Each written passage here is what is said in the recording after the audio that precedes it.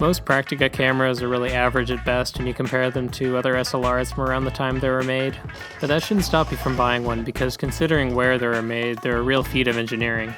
First introduced in 1949 by a company called Pentacon, which kind of rose from the ashes from the East German division of Zeiss, Praktica cameras have the distinction of being the least bad of all the cameras developed behind the Iron Curtain.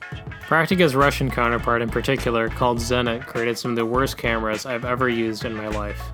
If you've never heard of them, they started out as a Leica clone from the 30s, and then kept using that shutter throughout all of their other models up until the 90s, which is great if you're really into taking photos at 1/500th of a second at most.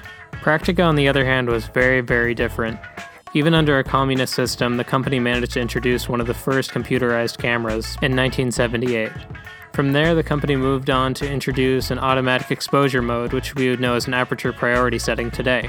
You can see it here on the BX20, which is one of the last cameras Praktica ever produced. While sort of plain in its design, the BX20 was definitely the best camera Praktica ever made.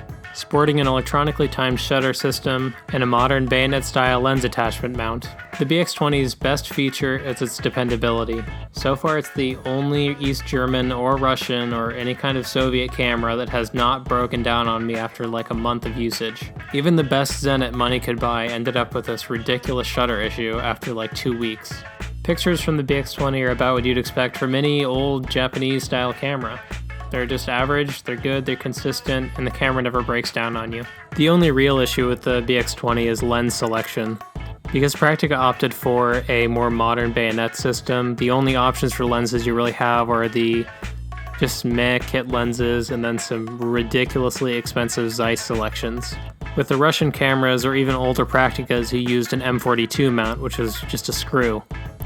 Prices for these cameras really aren't that bad yet. They're starting to get up there, but you can still get a really good deal on them today.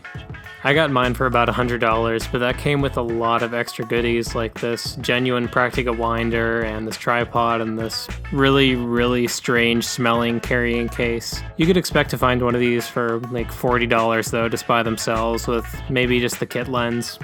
All in all, I really do recommend this camera.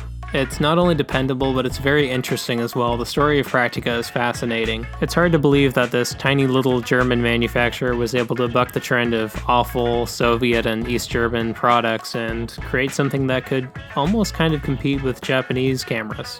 Unfortunately for Praktica though, the BX20 was the end of the line. Pentacon was soon shut down after German reunification due to the trials and tribulations of the company being privatized. No investors could be found to save the company, and so Pentacon went out of business in 1991. You can still visit the old factory in Dresden though, it's being used as a museum today.